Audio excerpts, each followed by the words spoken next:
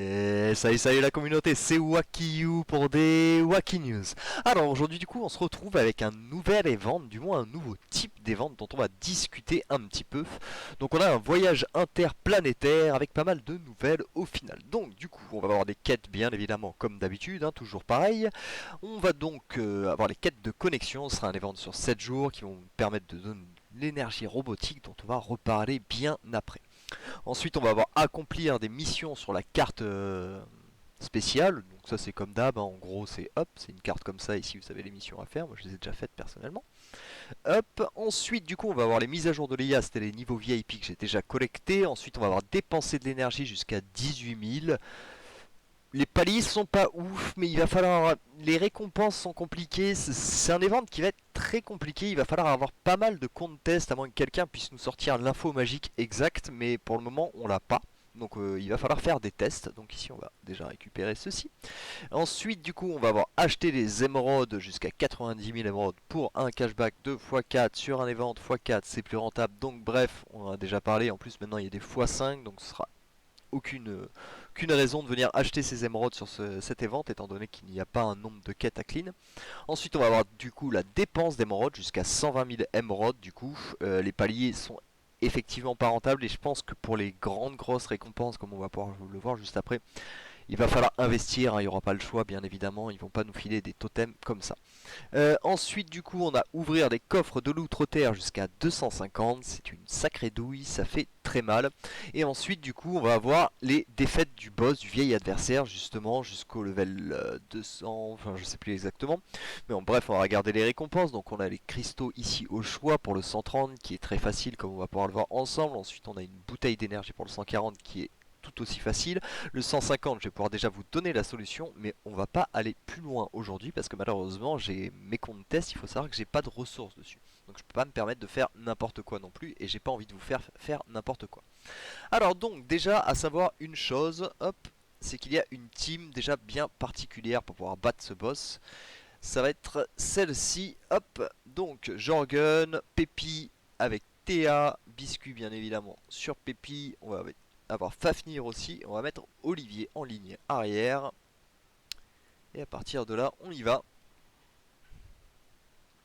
et normalement c'est une victoire à tous les coups, pour le premier boss bien évidemment.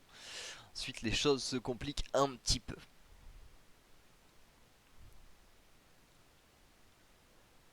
Hop, donc là au début on met pas trop de dégâts et on va voir que d'un coup au bout d'un moment ça va commencer à s'enclencher méchamment.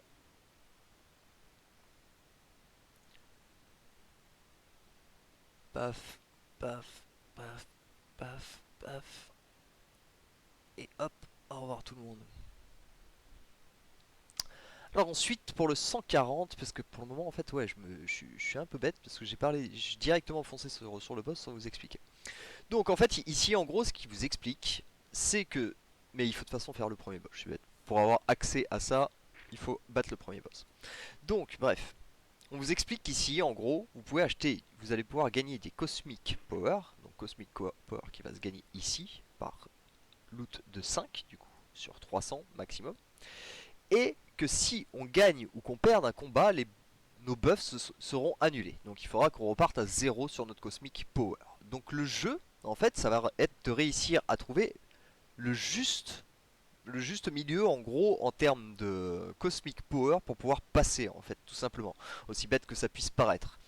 Et donc, je sais pas si c'est bien clair en gros ce que j'explique, mais en gros pour moi c'est vrai que ça fait du sens en gros, mais en gros, le Cosmic Power, le truc c'est que vous n'allez pas pouvoir en avoir à l'infini, puisque ça, là par contre, ça va vous demander cette ressource qui, elle, par contre, vous allez la farmer, l'énergie robotique. L'énergie robotique, ça va vous permettre du coup de débloquer donc ces fameux Cosmic Power, j'essaie d'être le plus clair possible. Et donc ensuite, ces Cosmic Power, ça va vous permettre de battre des boss plus hauts que vous ne pouviez pas battre avant.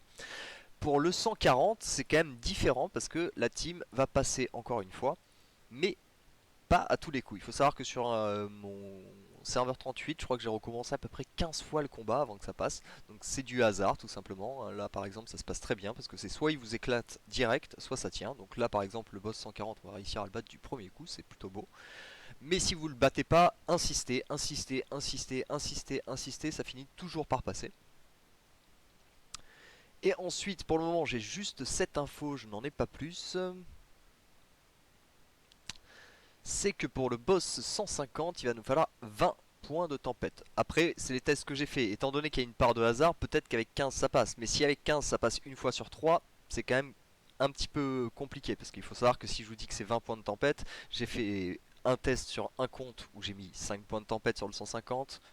C'est pas passé. J'ai mis 10 points de tempête, c'est pas passé. J'ai mis 15 points de tempête, c'est pas passé. J'ai mis 20 points, c'est passé. Donc c'est pour ça que je vous donne cette info. Hop. Donc là on arrive au 150. Donc là si on prend pas de buff, on se fait laminer la tronche.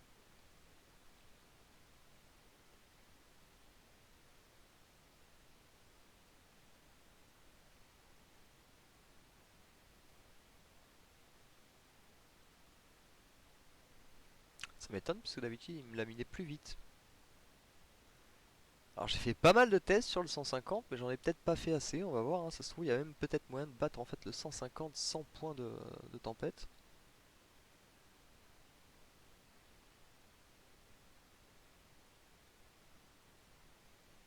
Et c'est étonnant parce que sur les tests que j'ai fait, même quand j'étais à 15 points, je me faisais démonter très rapidement.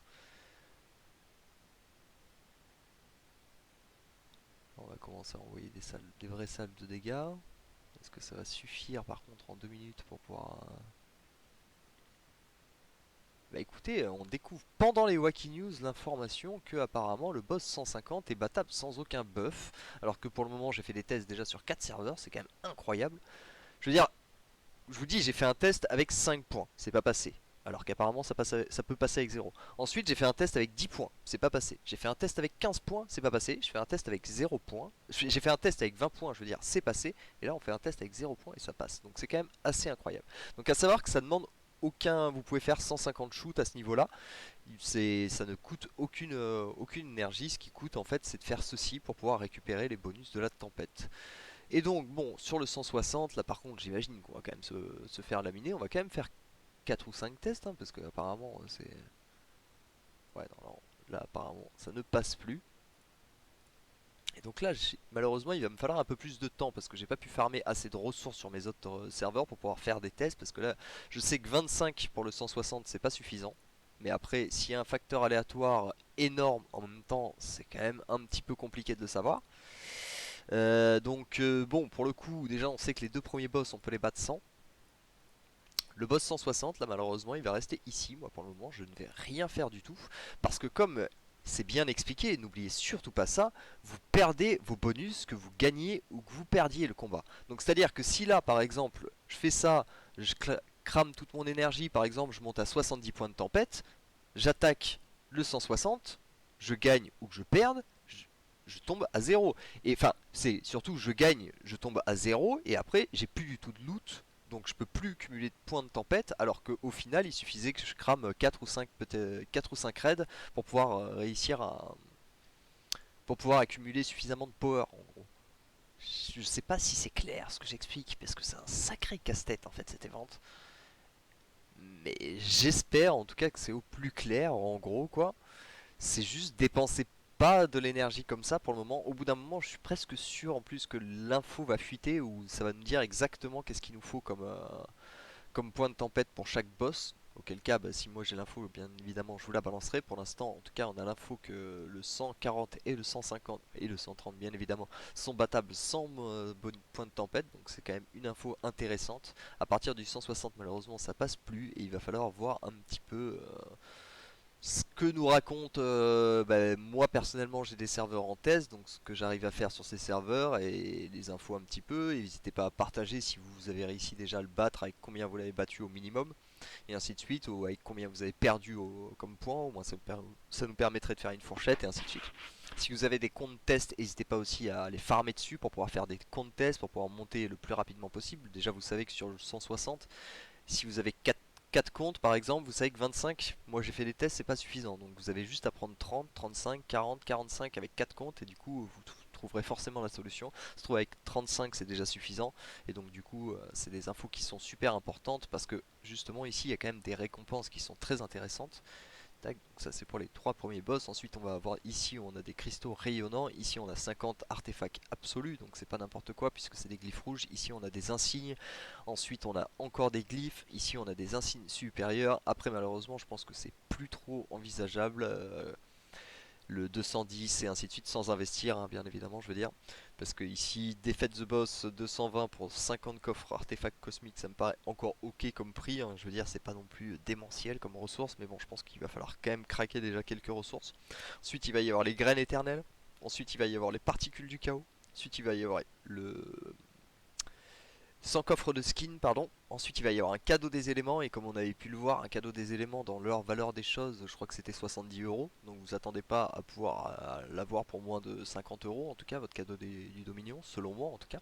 Et ensuite, on a un totem. Et les totems, on sait que c'est 200 balles. Donc vous attendez pas à l'avoir pour moins de 200 balles. Sachant que voilà, il y a un joli pack qui est sorti au même moment qui vaut 204 euros justement avec 780 énergie robotique qui normalement vous permet de pouvoir clean tout ça. Effectivement je pense, en tout cas je suggère, après je peux bien évidemment me planter parce qu'en plus ça se trouve quand on arrive au level max, au level 270, même en étant chargé au max, il y a un facteur dépendant comme sur le 140 comme sur le 150 où on peut avoir des fails avec zéro comme on peut avoir des taux de réussite.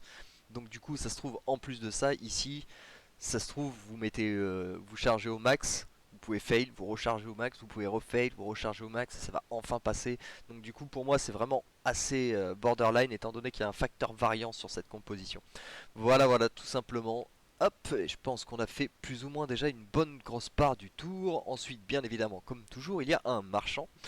Sur ce marchand, du coup, on a des nouveaux skins. Personnellement, je trouve que Sébastien, c'est un skin de santé. Je pense que c'est un scam. Après, c'est mon avis, encore une fois. Je vois pas à quoi un skin de santé peut bien servir à Sébastien. Après, c'est mon avis. Pourquoi pas, hein, ça peut pas non plus l'handicaper de fou. Mais personnellement, je trouve que c'est pas forcément un héros qui tombe plus que ça au combat. Donc bon, pourquoi pas, après à voir, peut-être que effectivement ça peut être intéressant sur Asgard, mais en même temps s'il a plus de santé c'est toujours pareil, il déclenche moins de hero power, donc s'il déclenche moins de hero power, théoriquement il va mettre moins de coups critiques et ainsi de suite quoi.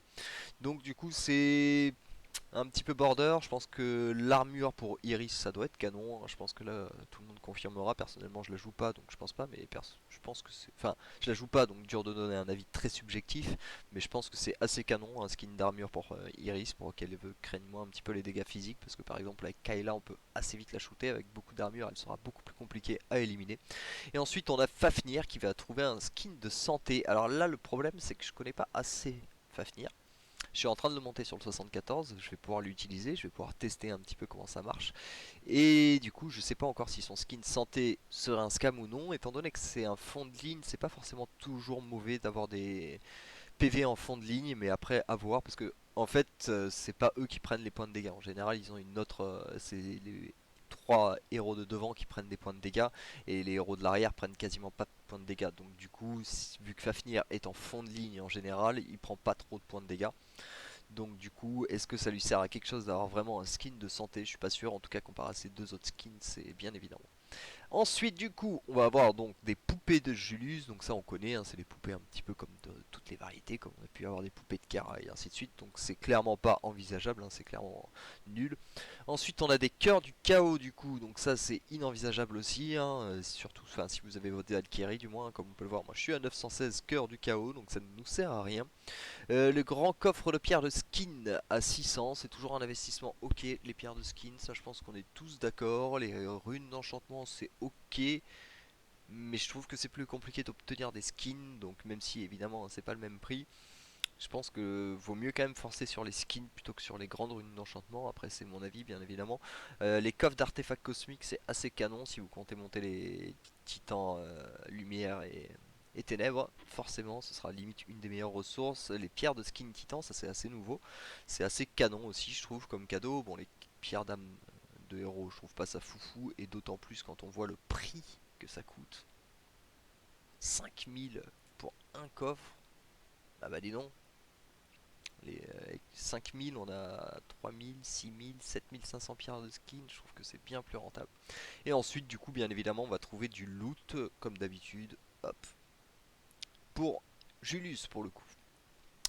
Voilà, écoutez, je pense qu'on a fait le tour, on a parlé des skins, on a parlé du shop, donc encore une fois, ne dépensez pas bêtement vos raids à faire vos attaques, attendez d'avoir des informations pour savoir à combien passe au minimum de points le boss 160 et ainsi de suite. Je suis presque sûr que l'info va fuiter, à chaque fois les infos fuitent et on arrive à avoir toutes les infos à l'avance, donc pour le moment il faut juste s'armer de patience. Et puis en plus il y a un autre truc aussi qu'il faut voir, c'est que ici par exemple, donc du coup ça va nous donner des pièces de Julus, des Cosmic Power du coup, et des coffres de pierre de skin. Demain il y aura très certainement un autre boss du coup. Donc ça pour le moment c'est des pierres de skin. Est-ce que c'est le plus intéressant qu'ils vont nous donner? Oui et non, tu vois. Peut-être qu'il y aura des ressources bien plus intéressantes sur d'autres boss à raid, donc autant en plus attendre d'avoir les autres, enfin les autres boss, les autres sbires en gros on va dire du boss en attendant pour voir un petit peu sur lesquels optimiser le mieux, parce que les coffres de skins de pierre titan par 4 c'est 40 pierres de skin titan, ça ne sert strictement à rien, je pense qu'on est tous d'accord là-dessus.